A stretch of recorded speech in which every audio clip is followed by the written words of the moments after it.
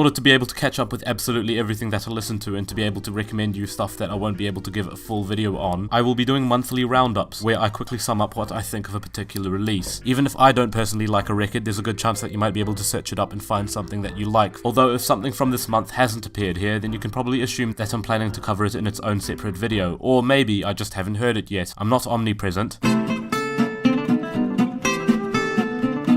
I adore Aesop Rock, and I appreciate Tobacco, the musician, not the substance, although perhaps the two are more congruent than I thought. Malibu Ken is a surreal, although icky to look at, take on Aesop Rock's usual esoteric word. Some lip-smacking gems here, and by no means a record that I would miss if I were a fan of all that Aesop has to offer, of which I am, but it feels less like a bolder statement and more like a loosely fun set of new tracks, which is fine, just not something that would elevate to higher ground for me, but it's undoubtedly good, vocoder and all.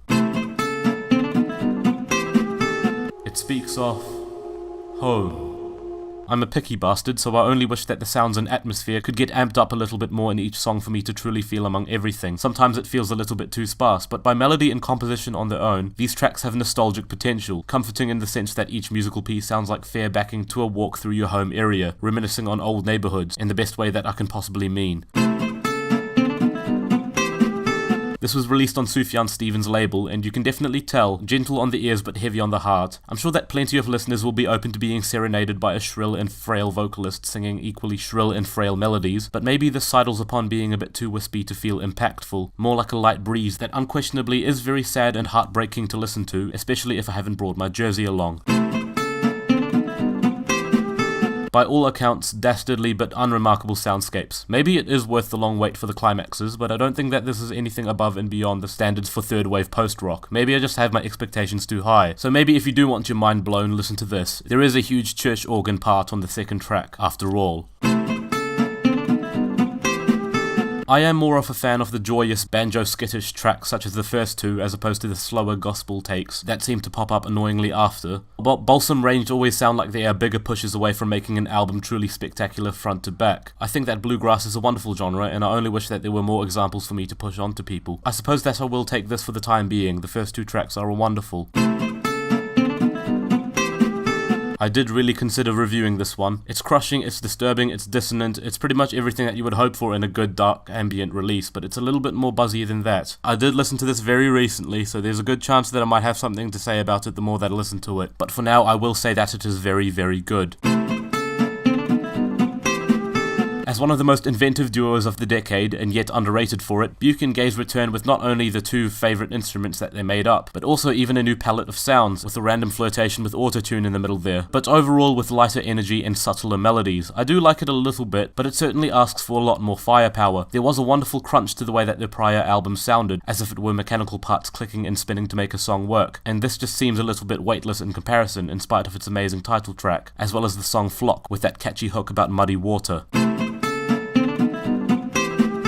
Although it starts as a very likeable merging of two distinct singer-songwriter vocal styles for something very moving, the album makes some strange synth mess concessions in the middle of its track listing, and begins to stumble a fair bit right afterwards, either too frail to make an impact, or too overblown in sound to be as emotionally consoling. I also think I've forgotten most of these songs real quickly, maybe the one about Dylan Thomas or whoever might pop back in on occasion, but I could probably get a similar dose of impressive folk and singer-songwriter music from either's solo work, really.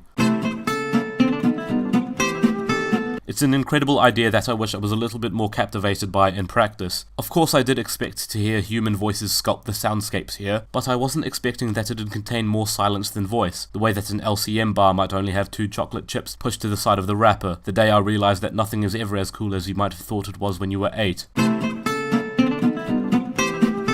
This might just be the least gratifying Dead Sea record that I've heard. I'm still a little devastated that I missed out on their live set at Laneway Festival, but as far as the studio recording for this one goes, it's hard to get much out of a consistently brittle drone record, with the catharsis of hearing a lawnmower from the other end of a cul-de-sac. Any fool who takes time out of their day to talk smack about Dodie is bad and gets no respect from me. Her music never needs to reinvent the wheel to be charming, it just needs to be charming. There's a feeling by the end of the forthright closing track, Burnt Out, that maybe indeed it marks a new discovery or step forward for Dodie herself. I suppose this is what separates her music from a lot of other homemade indie pop drops. The sincerity behind it all. Its opening really sounds uncharacteristic of what I'd expect from her music, and I'm all quite for it. At times I was waiting for a fiercer, thicker cloud of atmosphere to swallow the music up. Believe me, it's begging for that. But as it stands, Evelyn Druck is good at making spoken word poetry sound good over folky trip-hop that drones and pulsates for tough periods of time. This is an album from very good lads, but unfortunately it spends eternity tributing whatever artist that it can to the point where it'll forget to make anything nearly as interesting as those aforementioned artists. I think they're having fun though. Maybe that's what matters at the end of the day. I don't know if I was though. Easily the biggest flaw here is its length. The album, or you as a listener, will eventually tire out over the course of its 20 tracks. That's a shame because while this stands as an excellent depiction of the world through Future's drug-swirled lenses, I question whether it will have any staying power at all. If you're even willing to give a lot of these tracks second goes, you might realize that actually it's a very competent album with very competent tracks. I think a lot of credit goes to the suggestion that if I decided to play this album in reverse, my favourite tracks would obviously be very different. It's very much like the Damn effect, except for real. Believe me, I think this has pockets of tranquil greatness, but it doesn't continue to be 46 minutes great. I actually wish it got a bit weirder. This is a fun time in the moment, moulded from the summery musk of surf rock, but it's very much in one ear and out the other with these guys, mainly since the stark majority is instrumental with the occasional yells. But when you have a very tight and niche genre like surf rock, it's not as if you get a ton of leeway with how versatile you can be with it, at least not from memory anyways, and not a lot of my memory is filled with surf rock. Not at all.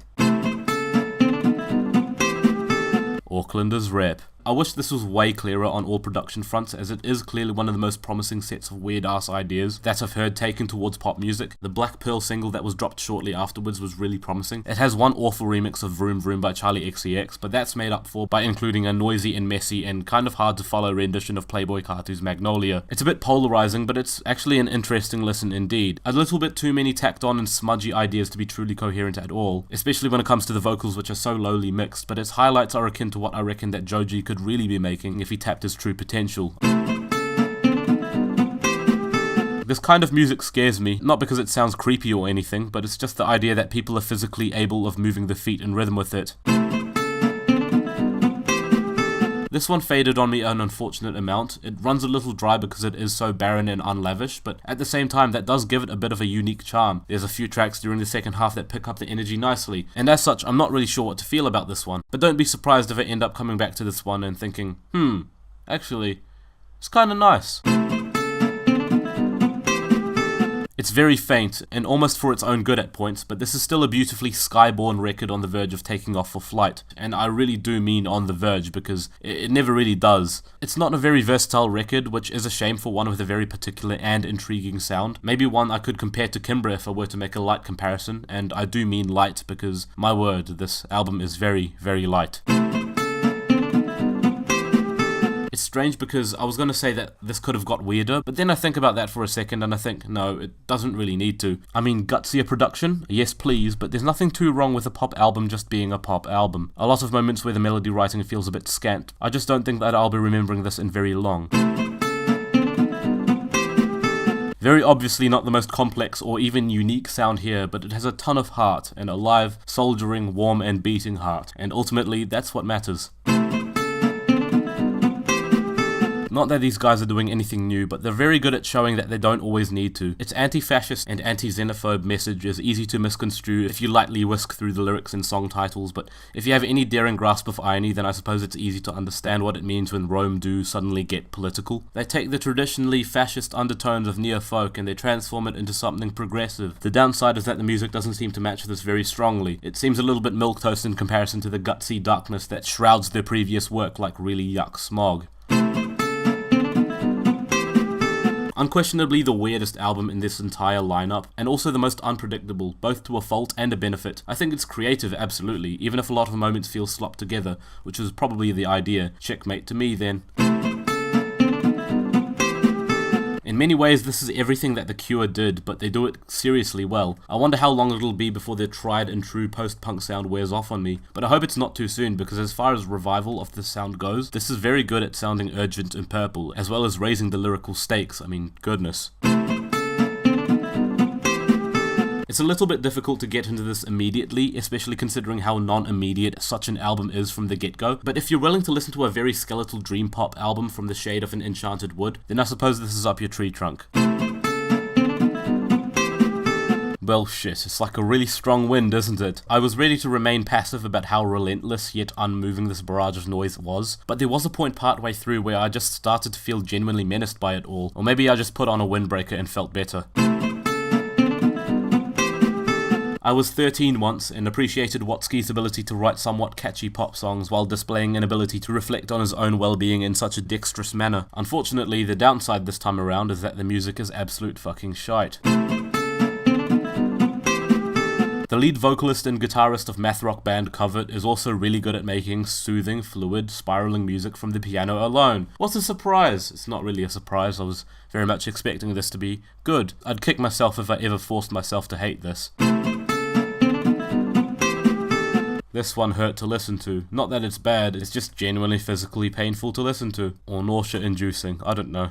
Now that I've adequately summed up all my thoughts on the albums that I listened to in January, I've decided to do a little bit of a compilation, or a showcase if you will, of the 4 best albums of January 2019. For this month in particular, I narrowed it down to 4, starting off with Deerhunter's latest album, Why Has Everything Already Disappeared? I'm not really a Deerhunter fan. I appreciate the versatility in their music and Bradford Cox's sort of drowsy demeanour, but again, yeah, that's pretty much the problem. It's a little bit too dreary, a little bit too drowsy. I don't find the albums that engaging, except for the 2010 album Halcyon Digest, but I thought that was a bit of a fluke, that one. However, this new album seems to be the one where there was that one moment where it just clicked again, and it's a moment that is beautiful, it's poignant, it's a little bit easy on the ears. It's a very safe album, but it's not necessarily a bad thing. This wistful, nostalgic feeling runs throughout the entire album and especially pops up in the final track. This is an album that is very nostalgic, but not in the blissfully reminiscent kind of way. There is more of a mournful air to this album, the feeling that speaks of when everything is moving on, regardless of whether or not you were ready for it. My second pick for albums of the month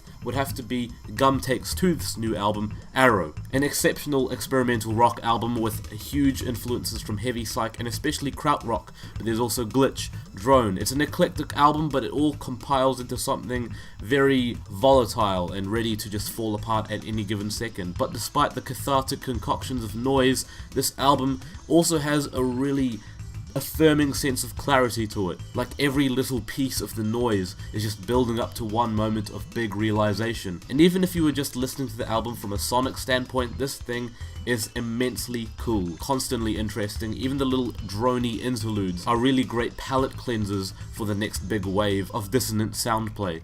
My third pick for album of the month is Lealani's Fantastic Planet. Genuinely one of the coolest sounds I've ever heard employed on a pop record, a singer-songwriter record, a synth pop record.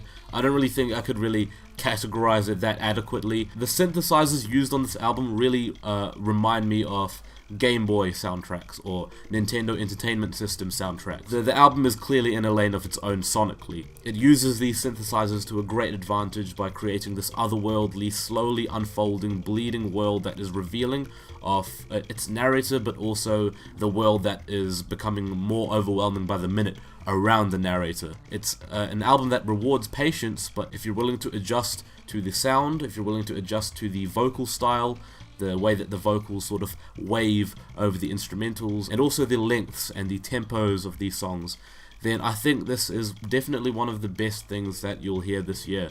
And I know it's only January, but I definitely think that that could be the case. And it honestly would have been my album of the month if it weren't for James Blake's new album, Assume Form, which is my album of the month for January. Not everyone's gonna like this. I know that James Blake has taken a lot more poppier or catchier concessions, especially with the inclusion of guest features like Andre 3000, Metro Boomin, or Rosalia, but they all do their places justice and they all work in favor of the album's sort of atmosphere, the narrative, the completely passionate feeling that bleeds out of this album as James Blake confesses to his love-struck feelings. No James Blake album has been as intensely passionate as this one. His previous work was very minimal and fragmented. This, on the other hand, is very catchy, it's hooky, it's very nocturnal as well. Like it's also very direct. There isn't a weak moment on the track listing. I'm coming back to tracks like Barefoot in the Park and I'll Come To regularly.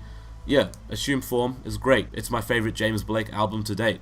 Before I end this video and before my throat gets too dry, I'm going to run off maybe like 20 of my favorite tracks and singles that I heard over the course of the month. I'm going to do this a little bit differently from the albums list. I'm going to start off directly with my song of the month, and that is Lizzo's Juice. A really fun pop single, and I reckon Lizzo's just going to kill it with her debut album. I just feel it. A danceable tune this one is, but when it comes to pop music in January, Aurora made a return with the fierce single Animal. Then of course James Blake and Rosalia collaborate on a beautiful duet, Barefoot in the Park, the moment on the chorus where they sing together.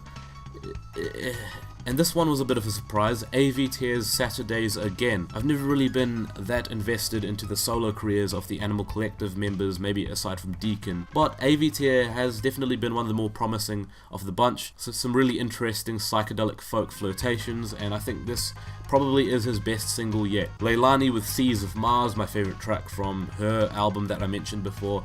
My favourite track from the Twilight Sad album, a great piece of post-punk revival with Girl Chewing Gum. A beautiful piece of lively bluegrass music with Tumbleweed Town by Balsam Range. DaBaby with Walker Texas Ranger, the fiery title track to Buke and Gase's new album, Scholars. Tory Moi's best endeavour into house music with Who I Am.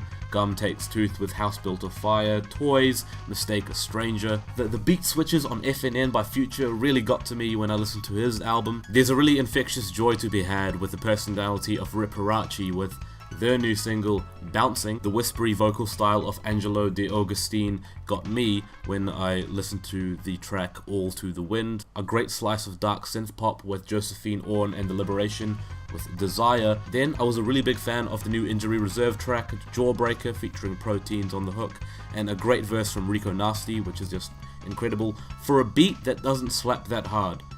The beat on this song really does slap that hard. My favourite track from the new Sharon Van Etten album, You Shadow. Then, a bit of a surprise with this one, Bad Baby with Tory Lanez with Babyface Savage. I really think this track is really good, I'm not gonna lie. Then to finish off the list, the prog metal band Leprous did a fantastic studio rendition of the Massive Attack cover of Angel. But yeah, I think we should be good for that.